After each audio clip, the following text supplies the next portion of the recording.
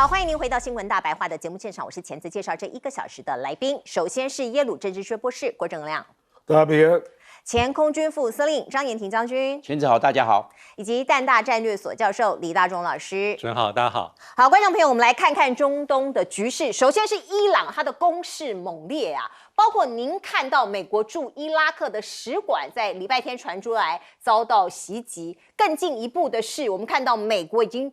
说了啊，他们在这里启动了防空警报的系统，而且击落了一枚爆炸物，不确定它到底是无人机还是火箭弹。所以你看到，包括在伊拉克这里看起来也不安全了。尽管它算是美国可以控制的一个国家哦，伊拉克的民兵武装组织说，我们成功的袭击啊，已经导致了美军6死4伤。这是您看到的画面哦，包括了是伊拉克什叶派的这个民兵的组织说，我们对这个巴格达国际机场附近的胜利营基地的袭击当中哦，这个地方是一个美军基地，造成了6名美军士兵死亡，另外有6个人受伤。不过到目前为止，我们没有看到美国发出一个这个承认的一个讯息哦。所以你看到呢，这个地方已经是在大混战了，扩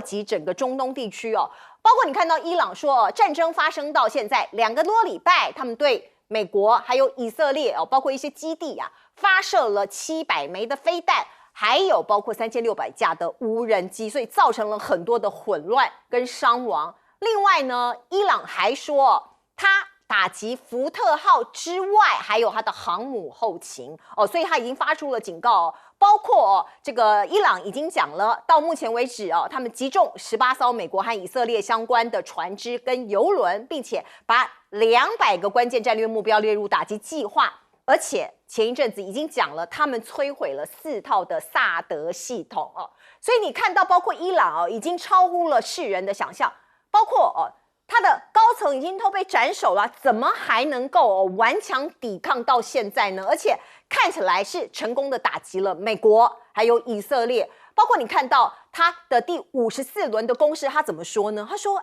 我有5种导弹呐。”而且最新的武器，2000公里射程的战略杀器哦，您看到包括这个叫做泥石弹道导弹哦，这是第一次使用哦，我们过去在这个冲突里头是没有看到的这一款的导弹。那我们进一步来看，泥石弹道导弹是伊朗新型中程的弹道飞弹，射程超过2000公里，打击的范围可以覆盖以色列的全境。这款飞弹采用固体火箭发动机，发射的准备时间短，飞行的速度快，而且具备这个末段变轨能力哦，很难拦截啦哦。所以你看到它出这么多怪招跟武器啊哦，看起来以色列已经穷于应付了。我们再来看看这个伊朗伊斯兰革命的卫队发言人，他说：“你们放心好了，我们现在打的这些飞弹都是过去10年前生产的旧的啦，新的包括去年12日战争6月12号战争之后生产的导弹，我们还没用呢所以你不用担心，我们的库存还很多那当然我们不能确定这是虚张声势还是真正的不过我们看到的事实是，没有错，伊朗不断的在发动各种的攻击，而川普这一端呢，我们先来看看呢，美国官员是这样讲，他说战争数周内会结束伊朗他自己说他的国家还很强大，所以他们不会停火的，这是来自于伊朗的外交部部长的说法。而另外呢，伊朗的议长更加这个批评美国，甚至反酸美国说，你川普说2个礼拜击败了我们9次，这太搞笑了所以你可以看到呢，伊朗包括至少发言系统你看到他们是完全不投降那另外我们看到川普在白宫受访那对于伊朗战争他到底怎么看呢这个因为川普讲了好几次，他说伊朗的军队已经遭受到重创了，他们不行了啦。所以呢，总统先生，你是否准备正式宣布对伊朗的胜利川普怎么讲？他说没有啊，我认为我只是说他们受了重创问题呀，你们这些记者啊很糟糕，你们写假新闻譬如说，我们看到《纽约时报》啊，还有各个主流媒体写说伊朗有25万人集会，不可能。这假新闻怎么可能有25万人呢？包括我们看到呢，因为伊朗的无人机奏效所以现在呢，我们看到包括有人说，是不是乌克兰要支援无人机过去哦。那川普是说不需要，我们不需要乌克兰帮忙，因为我们的无人机最好又最多，我们拥有世界上最好的无人机。来自于 The Guardian 的报道说，这个对伊朗的军事行动现在越来越贵了，因为美国都是很贵的武器啊，很精良的武器，可是对上的是伊朗那些非常 CP 值高、非常便宜的武器啊。所以呢，我们看到，包括现在美国已经有一个掌控错觉，这些错觉让战争进入升级模式，而这个模式将对全球经济还有政治产生更为广泛的影响。来，请教亮哥。不，美国也没有升级模式啊，没有升级模式，它是从佐世保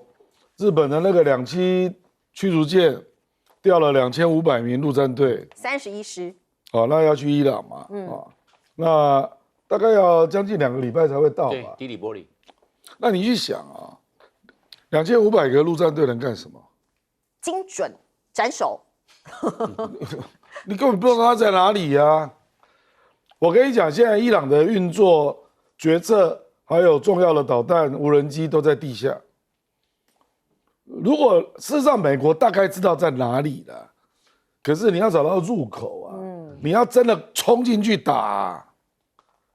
你有看到有这种战争吗？至少我到现在都没有看到。我知道以色列跟美国都在炸它的入口，可是它的入口有好几个啊，或者是说它有发射车，如果拉出来就刚好把它炸了，可是它也有里面的射击方式啊。我觉得美国现在是陷入困境啊，就不知道怎么样消灭它持续用导弹、无人机攻击这个态势啊。因为伊朗直到今天大概平均一天大概有20个导弹，然后100到200架无人机，持续在攻击，是每天哦。那打的目标就是阿拉伯半岛，那主要就是阿联酋、巴林，因为巴林有第5舰队司令部啊。那他已经跟沙特阿拉伯讲好了，不打他们，因为沙特阿拉伯承诺不让美军经过领空领地。所以伊朗就说好，那我不打你。现在就是这样。那阿联酋做不到，因为它到处都是美军基地。对啊，所以另外当然就以色列嘛。就这个战争其实它的强度是在下降。还有伊拉克他们也攻击它这个我现在只讲伊朗的部分。伊朗是导弹嘛，无人机嘛，对啊，还有封锁荷姆斯海峡嘛。是啊。那伊拉克是伊拉克的圣城旅嘛。圣城旅就是打美军基地的，那叙利亚有伊朗的部队，他们跟黎巴嫩真主党是用火箭弹打以色列的，叙利亚部分也打美国的那个基地啊。那另外一个就是也门胡塞武装，还有这个黎巴嫩真主党跟叙利亚是一起的，对，打以色列，所以以色列也最近也非常凶啊，他往前推40公里，因为要让黎巴嫩的火箭弹打不到海法。那也成功啊，都炸得一塌糊涂，跟加沙一样啊。然后也门就是封红海嘛，所以美国现在为什么会陷入困境？其实作战争的强度在下降，可是呢，霍姆斯海峡你不能被封啊，所以你要怎么打开？那最近的地方只有33公里，然后它沿着那个荷姆斯海峡周边，你也要想办法登陆控制啊。2500名就是加9嘛。你如果要来控制荷姆斯海峡的沿线，至少要5万人。5万人呐、至少要5万人。为什么？因为伊朗仍然用火箭弹、导弹、无人机拼命来骚扰嘛。对，油轮怎么敢进来？所以你一定要控制整个沿线，整个海峡沿线还要打进去，要打出一个缓冲啊。这至少要有5万人啊。那就是出动地面部队啦。那美国的死伤，我跟你讲，很快就超过1000。川普就卡在这里嘛。就我要打也打不到。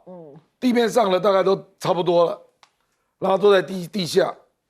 可是三不五时就窜出来打我一下，又躲起来。那荷姆斯海峡造成的物价上涨，美国已经开始感受到了。照理讲，美国是产油的，只有你美国的油商跟着世界价格一起调整。我刚刚朋友寄给我，西雅图的油价1加仑8块多，开什么玩笑啊？平常才3、4块，给你涨到8块多，你川普怎么不去控制这个啊？那石油公司都是你的金主，对他为什么不要？因为金主啊，得罪不起。不是啊，他们会捐给我啊。我讲白了就是，你很多都是川普自己制造出来的困扰。那你现在要人家解封科普在下，对方也提条件啊。那你给我一个国际保障，大国进来大家谈好，不准再打我。取消经济制裁，你做得到吗？做不到嘛。他不愿意。对嘛？所以只好去。那就继续就卡在这里啦，进退两难了。那美国跟以色列这一次来攻打这个伊朗，我认为他犯了战略错误，就是过度乐观。美国虽然强大，这是没话说的，但是他过度乐观了。那过度乐观呢，反而就显露出3个短板。第一个短板呢，它反导系统失常。它这些反导系统，像以色列它就是以色列现在包含它特拉维夫、耶路撒冷，也包括以色列的机场都被炸，以色列的核能研究中心也被炸，以色列的国防部也被炸。那反导系统，它总共有4层反导系统，远程的萨德系统啊，再来也包括剑2跟剑3的中程反导，也这个有没有完全充分发挥功能呢？近程啊，还有大卫投石锁跟我们就讲到的铁穹系统，你这4层防御。结果通通到最后还被这个伊朗突穿成功，这几个重要的城市、重要的目标被炸。换句话，在这一方面，这个伊朗的使用这些弹道飞弹，超越了反导系统能够拦截的能量，现在就是穿透成功。那美国在中东地区部署的，不管是在约旦也好，或者在巴林，还有在卡达，也是一样被炸。反导系统并没有充分发挥功能，也就是说，对伊朗来说，伊朗是攻击是最佳防御，一定要攻击拿导弹，要去导弹这些反导系统去拦截导弹的成功率其实并不高，因为以色列拥有的是全世界密度最高的防空飞弹，它的数量密度是全世界第一，没有任何国家超越以色列的密度。那以色列竟然被突穿成功，耶路撒冷跟特拉维夫都被炸的，都好多地方被炸的还蛮这个损坏非常严重。第二个误判呢，就是情报失灵。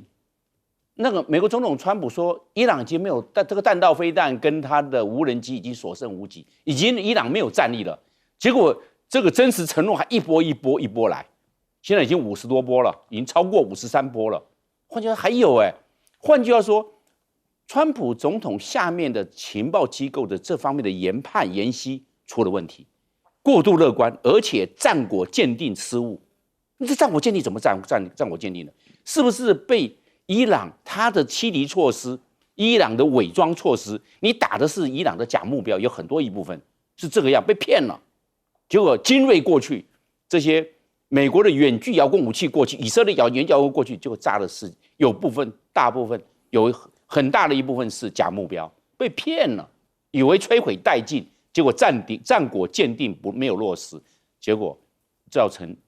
这个战略误判。那第3个是什么呢？这个后勤啊，弹药补给能量不够，它变成逐批投入，还要从亚洲调拨爱国者飞弹，还要从这个日本调拨这个第3远征军的2500位的陆战队。那想过去了，那怎么当初没有到位呢？你现在变成逐次投入，当初就没有办法一举奏效。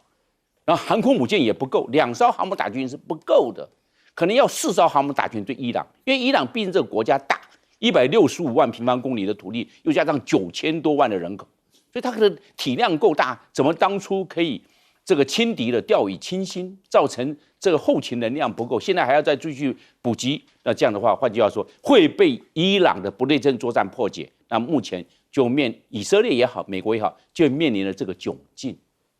是，来请教大中老师。对，我们从228之后这个川普总统的一些公开的讲话，大家可以看出一些美国的一些判断的状况因为一开始他的确讲的地方是，我觉得是相对是乐观的，甚至暗示有可能速战速决。到3月1号、2号还在暗示说有可能这就是一个有限度的战争。好，但是我觉得变化出现在3月初啊，3月初之后，美国的讲法开始有个变化，这变化就是说战争何时结束啊，要跟伊朗是否会停止对美国对其他地区的一些攻击、报复、反击，他把它串在一起，而且后来也跟这个荷姆兹海峡串在一起。然后3月6号开始提啊，这个川普开始提到说哈，这个要求对方无条件投降。之后呢，9号又讲说哈，战争是否结束是他要跟内塔尼亚胡总理一起来做判断。这是一个重要的指标，代表什么？代表说哈，伊朗的反击让川普很烦心。这就是为什么他没有办法像一开始所设定的，赶快解除这场战争。那从3月11号到12号之后，川普的讲话就开始有点依稀疏变。好，有时候一开始讲说啊，打得差不多了，那他突然话锋一转说，伊朗求饶，要谈判，但他们开的条件我不满意，所以继续打。何时决定要结束呢？是我来做判断。到3月14号，他开始挑了一个新的议题，叫做大家要使用者付费。他点名北约跟好几个国家，既然大家都仰赖荷姆兹海峡，那不能只有美国在做打击啊，你们要护航。那到最新当然是把中国大陆的这个川习会把它一起绑进来。好，虽然川普讲话的特色是他不是很精准，但我从这一系列2个多礼拜他讲话的脉络，我觉得基本上反映出这个战争进行的方向已经并不是他所期待的。好，这是一个非常赤裸裸的一个反应。那还有这伊朗的反击所谓的真实承诺这个讲白话文就是说是一个必须要兑现的承诺这里面一定有对内对外的宣传或是伊朗在政策上的一个叙事，代表说即便我被美国打击，被以色列打击成这样，我还是有能力做反击，而且我们的反击代表说我们指挥链并没有中断，而且是按照之前这哈米尼特别警告西方世界说，只要被打击，不管是谈判与否，伊朗一定会尽回力去做回击。那接下来就是目前看起来伊朗的这种反击包括他的代理人，我觉得有3个主要目标第一个目标是美国在海外的大使馆。那为什么打大使馆呢？有时候是透过他的这个在当地的代理人，我觉得因为他是一个主权重要的象征，未必会有很惨重的伤亡，可是他就很容易是打到美国的一个弱点。那第二个当然是这个附近的军事的目标。那第3个是能源的设施。到目前为止54波我觉得军事打击是持续。那能源打击现在有个重要的发展，就是一开始大家认为说它不是全面性的，但现在我觉得它打击的面比一开始更全面，所以这就是代表说战争有可能不会如大家所希望很快结束的一个比较不幸的一个指标。是在这个地方，很多国家其实如果你是一般民众的话，可能每天会担心受怕，包括以色列的居民。您看到以色列的防空过去大家认为很厉害的那现在怎么一直被突破呢？甚至有人说特拉维夫现在都快要变成加萨了，一片的残破。我们先来看看这个画面，这是美国跟意大利的基地它位在科威特那有2个国家的军队在这里驻军可是，在当地时间15号对这个可能是伊朗的无人机被无人机袭击，还有加上多轮的飞弹齐射。所以你可以看到，包括什么集束弹都有目前我们知道，以色列境内已经有8个人受伤了像是这样子的各种的这个袭击跟新一轮的飞弹攻击让以色列现在某种程度也很破碎。我们来看看这个画面，这个包括来请导播让我们看看，以色列国防军说他们有侦测到伊朗发射的弹道飞弹。随后，以色列南部的地区，包括贝尔谢巴都响起了一个很大的警报声响。透过我们的画面，你也可以看到呢，同一时间真主党也发动攻击，黎巴嫩北部几个边境城镇也响起了火箭来袭的一个警报。所以你可以看到呢，特拉维夫好像人间炼狱一番，大家都会觉得以色列固若金汤这个包括纳坦雅胡这么的 tough， 可是这个飞弹是不长眼的。你看到伊朗的飞弹攻击震动以色列的中部，警报声一响起，数百万人逃离他们的住家你看到很多汽车、很多民用设施、楼房现在都被炸得稀巴烂。根本就是废墟哦。那战争带来的危害，当然我们看到了像炼狱一般的情境，没有人愿意发生。可是这个还是不断的持续进行中啊。所以像是美国驻以色列的领事馆也被飞弹的碎片击中，所以你看到领事馆变这样被飞弹击中。虽然有被拦截，可是你知道拦截之后，那个飞弹就四射这个它的碎片就击中了这个领事馆。那另外我们再来看看纳坦雅胡，他是关键人物可是现在呢，网络上有人在传说他可能已经死了或者是受重伤。我们来看看这个画面。מה שאלת אותי? ראש הממשלה אומרים ברשת שאתה בכלל מת? אני מת על קפה, אתה יודע מה? אני מת על העם שלי. איך הם מתנהגים, פנטסטי. אתה רוצה לספור את מספר אצבעות? אתה יכול להראות לנו? פה. פה. ראית? יפה מאוד. 好，纳坦雅胡这片影片为什么说要把手指头伸出来，让大家看看是5个手指头还是6个手指头？因为前一阵子网络上有一个影片是6根手指头的纳坦雅胡，所以在网络上面疯传他为了要把这个谣言给指掉所以他又再拍了一个新的影片。不过真的很诡异那个所谓的这个纳坦雅胡的这个 AI 生成的这个影片，因为里头有太多的瑕疵，包括手指头有6个。还有包括呢，有很多的这个咖啡他喝了一口，可是还是满满的，以及口袋边缘忽长忽短还有收银机显示是2024年其实现在这个科技有很多网友都很会当侦探如果你是用 Deepfake 的影片其实 AI 都说是 Deepfake， 就是声位的影片，不晓得为什么他要释放出这一片影片出来，那大家都会对于他的健康状况、他的生或死就会有很多的讨论，包括我们看到现在伊朗的高官丢出了一个讯息说，他们收到情报，有人想要栽赃伊朗，怎么说呢？这是伊朗的高官说，他们要密谋栽赃伊朗，让911事件重现故意制造一个恐怖攻击然后说是伊朗人干的他说这是特别这个警告美国不要策划假旗行动所以这个世界真的好混乱到处有人在游行，有人反战，有人支持伊朗，有人支持美国，到处都在拉扯。包括你看到这是最新的民调，来自于日本，说是有超过80%的受访民众反对美国打击伊朗，而且不支持率高达82%那对于日本首相高市早苗为就该军事行动在法律上是否存在问题表明立场的态度不认可，因为高市其实某种程度在一个暧昧或是模糊的这个状态这个我们再来看看，包括伦敦有一场示威集会那警方用泰晤士河隔离双方一边在泰晤士河的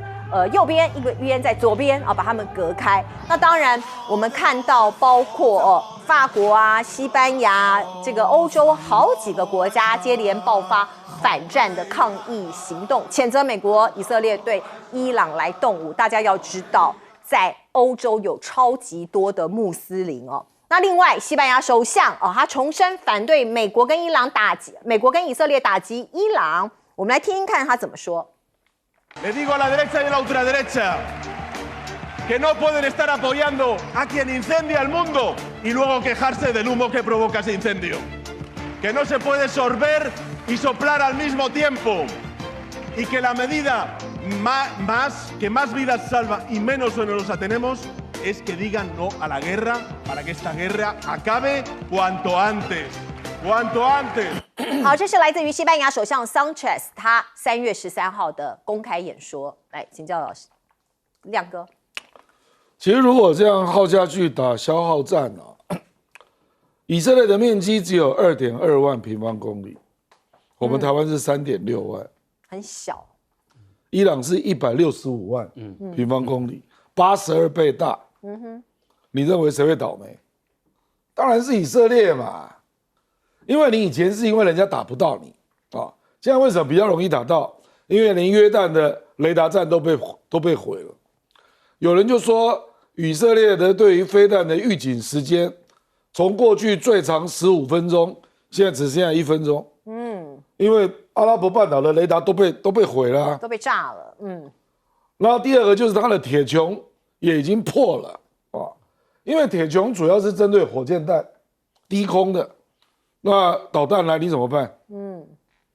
那我觉得伊朗是有点故意的，他就针对特拉维夫，就你刚刚讲的中部，北部就海法，对，那中间偏东就是耶路撒冷，可是耶路撒冷是宗教城啊，圣城，所以大家不好打了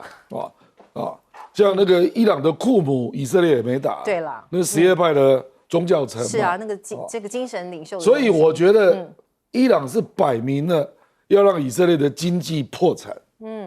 因为特拉维夫就是以色列的上海了，它金融高科技都在特拉维夫，重镇，然后大特拉维夫人口是300万，大概是以色列人口的1/3啊，而且特拉维夫附近大概15公里吧，还有一个以色列最大的海水淡化厂叫 Sarak， 我觉得如果逼疯啊，搞不好连这个都炸，那这个就很严重哦，因为以色列海水淡化的饮用水有75%，那这家就占25%哦，所以我觉得现在是这样，你以色列也在炸伊朗，伊朗也在炸你啊，可是因为以色列有制空权嘛，对伊朗，所以他可以用轰炸机啊，用战斗机啊，还有美国帮你炸。坦白讲啊，能够炸的军事目标都差不多了啦。我讲是地表上的啊，那你总不能炸德黑兰的民宅吧？可是因为我最近开始看到特拉维夫流出来的影片嘛，以色列是高度管制哦，泄露战区的影片可以判5年哦，所以也不能随随便便流出来。可是最近就是 X 上面开始出现了，我觉得有一些应该是真的啦，真的是严重被炸，就炸得乱七八糟。就是我觉得是没有到加沙了，这太夸张了啦，有点像乌克兰啊，就是被炸的样子啊。那因为伊朗用的飞弹啊，有很多是集束炸弹，它真的会炸到民宅啊，它那个在空中爆炸有80个那个子母弹就这样射出来啊，然后里面有燃烧弹，所以马路也会被炸，码头也会被炸，因为它是集束炸弹。无人机也是啊，无人机它不一定能够控制它要炸的位置嘛，没有那么精准，所以我就看到很多非官方的建物也都被毁了，其实这个是在考验双方的意志了，那伊朗最担心的是粮食危机，可是我认为俄罗斯帮他托底，因为俄罗斯可以从哈萨克、从里海那边运粮食进来，那如果是飞弹这样炸，互相炸，我讲白了就是土地大的人胜啊，而且老百姓真的很倒霉耶，这样一定会炸到平民的，一定会。对啊，来将军，我认为以色列跟美国在这一方面，它会随着战争的持久会要面对3个压力。第一个时间压力，因为已经打了半个多月了。那现在这以色列要去炸伊朗，炸的都是要都更的房子。对，那伊朗拿着导弹去炸以色列都是豪宅，所以变成不对称。他炸他都要都更，那反正我要都更的烂房子你炸吧。那结果这个劳斯远征跨越了1000多公里，回来1000多公里，加起来3000公里，就炸那些要都更的。所以炸越多越亏，你知道那个好不容易劳斯远征，那伊朗呢？伊朗一个兵都不用，那派导弹直接按着就出去了，那一个人都没有，那就把以色列特拉维夫炸成这样。这是以色列从1948年建国以来最严重的6日战争，1967年6日战争都没有这个状况，那都是在境外作战。对，那以色列是境外用兵，结果没想到这一次打到本土，所以以色列现在做了最严格的情报管制，不能出去的话。那以色列以前是百战雄师啊，那现在怎么会落了这个状况呢？这边以色列内部的真实状况，其实我们对是变成这样，它管制，不然的话会造成全世界。你以色列不是很厉害吗？对啊，不是中东小霸王吗？怎么会有这个状况？这个被这个反导系统结果被失灵。这个伊朗后面有高人指点，先打他的贯通系统，让他预警时间没有，叫他穷于应付，一过来的时候就来不及了。那所以目前的状况在第二个，我认为后勤调度的压力，因为这个第一波以色列好，美国第一波出去的没有产生这个我们讲到的非常致命的这种战果，对这个伊朗，结果你这个伊朗各后面的它是藏于地下的这些山洞里面的，那这个它的反击过来之后，那这些以色列也好，美国能够调度的这些后勤作战、大军作战、首重后勤啊，结果没有后勤怎么办？火力渐弱，那现在那火力渐弱，那现在伊朗的这些导弹、伊朗的这些无人机相继的过来，那怎么去拦截？所以它的这个伊朗的穿透力获得越来越多。那这穿透力多的话，那都是一些高价目标被打。那对伊朗来看，伊朗现在就反而就变成事半功倍，以色列所发挥的防空拦截的效果变成事倍功半。你刚好两个这是颠倒的，所以状况拖下去。这个后勤补给的这方面的能力会造成以色列甚至美国在中东的驻军这一方面非常大的压力。第三个压力，我认为是国际这个反美以的风潮会慢慢风起云涌，因为大家最重要的都世界各国都会有人员或多或少的危机，因为石油涨价了，石油已经涨破每一桶100块美金了，那这样子还要继续上涨，因为只要荷姆斯海峡被管制住。这些油轮呢，还有天然气出不去，那全世界的战备的储油慢慢就会用尽。一用尽之后，那换句话说，油价一定要上涨，也补贴也有个限度。那这样子的话，全世界就这个反美国跟以色列的这种力道，就会慢慢随着通货膨胀的严重，随着能源危机而压力会接踵而至。这样子变成以色列跟美国都要面对这方面的压力了。这边有后勤调度的压力，这边又有国际来的这个此起彼落的这个反美以的风潮的压力，他们怎么样去应付呢？所以时间越久，对美国跟以色列越压力会越大。那反而伊朗反正气定神闲吧，他继续打他的无人机，继续打他的导弹。那这样子的话，在伊朗这方面，它变成比较耐打，那让美国跟以色列所面临的压力会随时间而增加。是，哎，大中老师怎么看？对，关于那个内塔尼亚胡的这个状况到底如何哈，我想可能比较大的比例还是，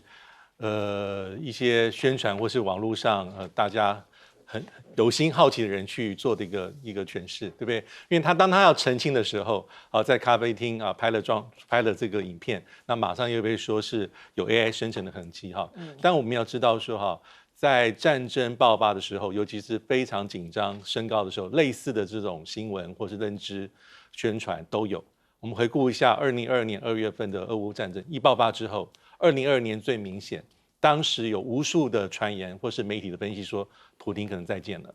精神状况不好，身体状况不好，患有癌症，甚至是有这个政变、军事推翻他的可能性，而且是指证历历。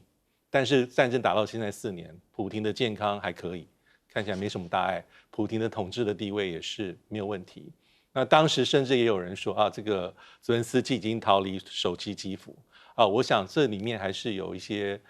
各式各样的揣测或是一些过多的一些诠释在里面。基本上内塔尼亚胡假设真的在战争中攻击中有任何这个受到伤害的话，都是一个大的新闻我觉得很难去完全去封锁它。那第二个是，的确对以色列现在来讲还是比较辛苦的，因为就像刚才特别有提到说因为这个预警时间大幅缩短过去我们看前面2-3年有类似的状况，可是基本上以色列跟美国还有部分帮以色列国家还是比较以逸待劳虽然会有漏网之鱼一定会有无人机或是有零星的这个飞弹去突破这个击伤以色列的这个城市，可是不像这一次以色列真的是如临大敌即便它有这么多的层的这个防空体系从这个沙德啦大卫投石所，像刚才将军所提剑2、剑3，下面还有爱国者等等等等，然后应付这个黎巴嫩真主党的这个空袭还有铁熊，但是这一次就不像过去这么的得心应手。那还有就是伊朗的这个攻击基本上还是3合1，它攻击太阳还是透过无人机，而且无人机还有好多型无人机但是基本上价格还是比较低廉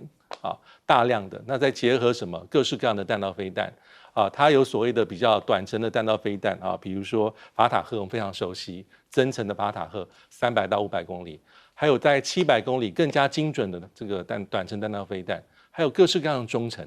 那中程有差不多1000到1500公里，已经能够够到以色列，还有更好的一些2000公里的这个弹道飞弹，再加上什么？再加上巡弋飞弹，专门打这个以色列或是美国的一些这个雷达，还有通讯系统。所以用这样的方法一直撑到现在50几波，我觉得对美国的盟友在中东地区的驻军、军事基地设施，还包括以色列，还是一个很严峻的挑战。就像刚才讲，最后一句话就是，比领导者的意志还有比你手中的工具还剩多少，双方都是如此。是。观众朋友，可能很多人都在这个机场转机过，中东的杜拜机场，它又被攻击了，所以您看到它现在是一个关闭的状态。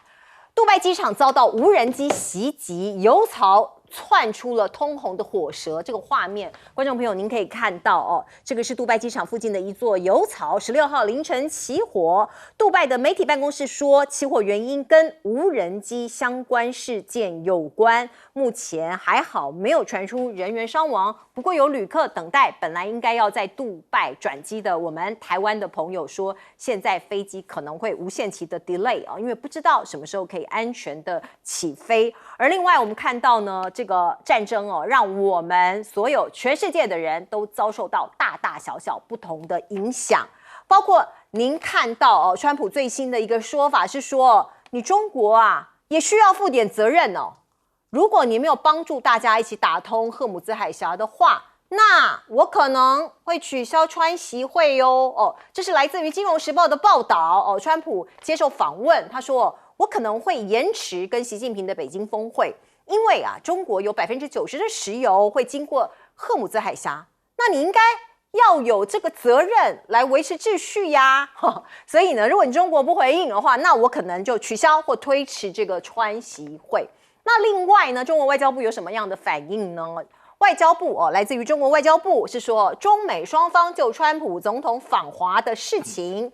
保持沟通这是来自于新华社的报道。而另外呢，有一项最新的民调，大家来参考看看，这是来自于美国政客新闻网跟英国的民调机构合作对于美国、加拿大、英国、法国、德国总共有10289名的成年人进行调查，他们认为中国比美国更可靠，21世纪可能属于中国而不是美国，很大程度上是因为美国总统川普的外交政策。事实上，川普的外交政策包括现在对伊朗用兵，就对很多人对他造成了不信任的一个源头。而另外呢，刚刚讲到赫姆兹海峡，因为这是一个烫手山芋嘛，我们看到伊朗现在态度如何？据说他要拉拢中国大陆还有俄罗斯持续的来封锁这个地方大家看到红圈圈画起来就是赫姆兹海峡他们形容俄罗斯跟中国大陆是伊朗的战略伙伴，三方合作涵盖政治、经济还有军事的层面。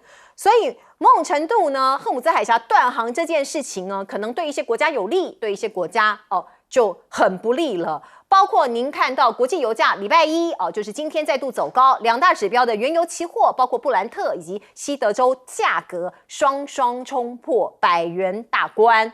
所以呢，能不能够再往上或是被抑制下来不知道，可是已经写下2022年以来最高的纪录水准。而另外我们刚刚也有提到美国把在 Okinawa 的精锐部队2500名军人给调走，到底要干嘛呢？有人说这是来自于美国的报道，他说川普可能会考虑拿下伊朗哈尔克岛大家知道这个等于是这个赫姆兹海峡一个非常重要的一个港口所以是不是用地面部队去把这个地方给占领起来嘞？风险很大，报酬也很大，如果成功的话就是一个高报酬。川普还没有走到那一步，而我们也不会透露他何时会做决定。另外我们看到赫姆兹海峡的僵局让川普颜面尽失所以学者就是来自于乔治城大学卡达分校的副教授穆斯葛雷夫，他就说川普政府已经把手中的筹码烧得差不多了，因为你眼下是全球的航运大乱，油价居高不下，所以美国在这场对峙中不但没有能够展现领导力，反而暴露出影响力的极限所以我们看到这个特种部队川普到底打算怎么用？也有人讲他可能要去参与史上规模最大的特种行动。华尔街日报是这样讲啦，他说有可能他这个数百名的部队在一个或多个地点驻扎数天，然后呢找到伊朗拥有的数百公斤的高浓缩铀那精心策划，充满风险，就是要把这个伊朗的浓缩铀给夺回来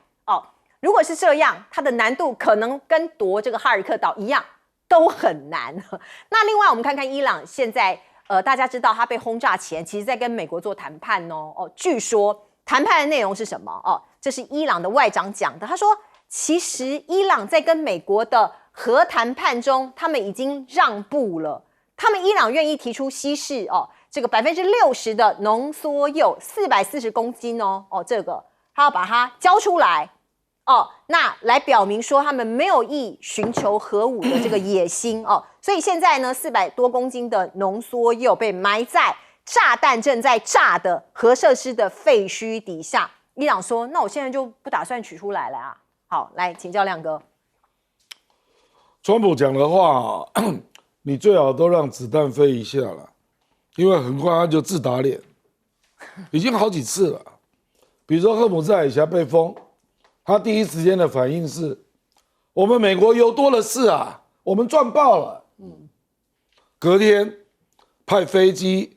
去炸那个，他用 B1 嘛，去炸那个哈格岛，对不对？那炸完哈格岛，他就说：我只有炸军事设施、石油设施，我没炸。可是你们如果还乱搞，我很难说我 for fun， 我可以去做。结果布兰特石油期货当晚就涨到103。因为他表示我有可能炸。那请问你在干嘛？你炸哈格岛的军事设施 ，so what？ 好，你现在说从日本佐世保基地调2艘驱逐舰，上面载了2500个陆战队，要去波斯湾嘛？然后传出了说他要占领哈格岛，你占领又怎样？让伊朗的油出不去，那石油危机不是更严重？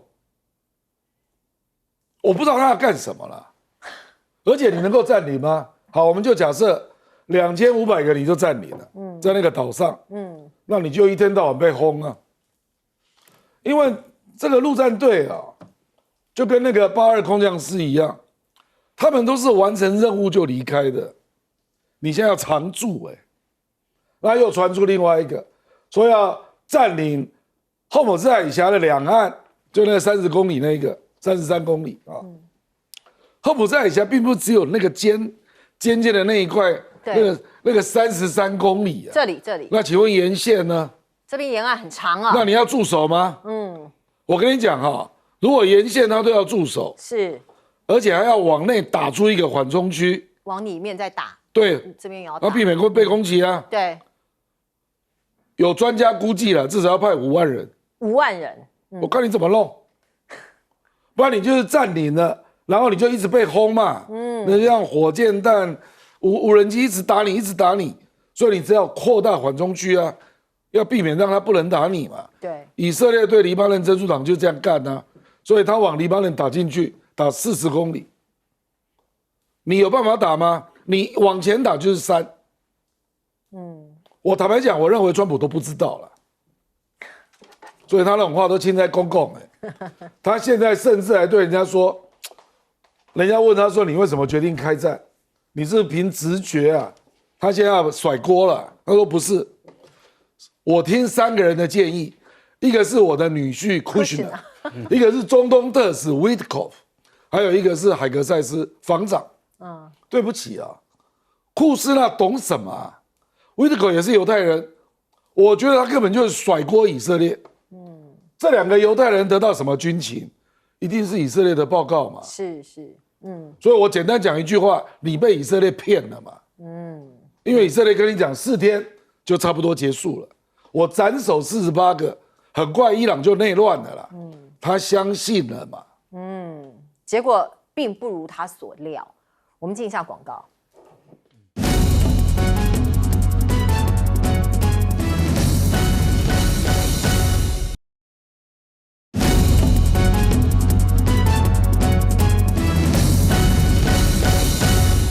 好，请教将军怎么看现在中东战局的一个僵持？我认为，如果美国要派2500位的海军舰去攻克在波斯湾北部的哈尔克岛，我认为这个难度是还相当高第一个，哈尔克岛它幅员不大，易攻，容易攻下来，但是很难守因为它距离伊朗才25公里，伊朗的火箭炮直接打到了，而且上面没有掩体，你攻上去的时候，你还是往下面挖掩体，你如果你露天直接轰了，无人机直接来了，火箭炮直接打了，甚至美国已经把军事设施都炸掉了，所以你这个露天，你露天很容易被那个，你要往下面嘛。所以我认为他这样不要变成易攻难守。第二个，他幅员有限了，会造成后级补给的困难。你能够放多少？你要放多少东西？放多少武器装备？都蛮困难的。你这个哈尔克岛，当然美国知道伊朗的石油，这是都90%从哈尔克岛出去，这是伊朗的经脉，把它断它的经脉。但是问题是，你能够守多久？你要付多大的代价？然后另外一个，这个如果付出的代价高到美国可不可以忍受？川普愿意，如果他的这些陆战队损伤了一些，那会不会造成川普更大的压力呢？这个不是军事压力，反而是政治压力。他要不要去承担？我也精锐部队，对，他要去想这件事情，对不对？而且这2句话是从日本调过去，因为他们经常在演练夺岛反夺岛，这第3远征军这个科目经常是做这些嘛，所以问题出在这个地方。另外一个，他打这个要去攻这个龙梭鼬啊，伊斯法罕在德黑兰南部的400公里，或者它有安全纵深呢，将近1000公里，你越过波斯湾要进去炸要1000公里，那这样子会不会被伊朗的还有残存的这些导弹、地对空的飞弹把它拦截到？我认为这个也是问题，而且他可能拿100公吨的水泥给你封住，你这个轻装进去你还炸不掉嘞，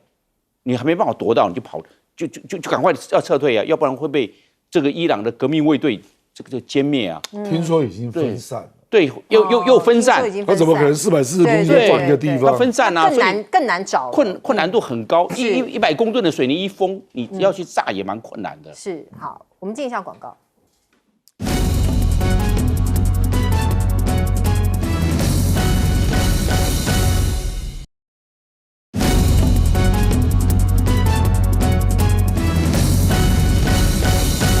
好，我们请教李大中老师。对，从上个礼拜就是有媒体特别点出第82空降师到这2天美国陆战队的这个调动但是大家还是会很怀疑啦，就是说川普真的会为了这个伊朗而投入大规模的地面部队作战吗？因为从川普1.0到现在，即便这一次的对伊朗的军事攻击，在时间上在他投入这个规模上都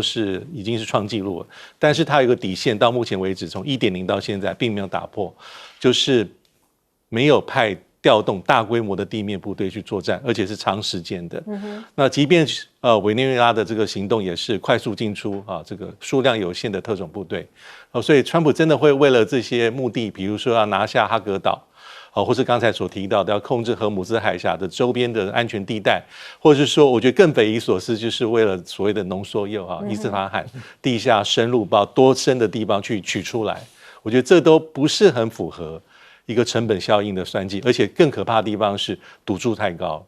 假设你有大规模，而不是像这几天这个部分零星的美军的这个伤亡，而是有大规模的这个美军伤亡的状况出现，我觉得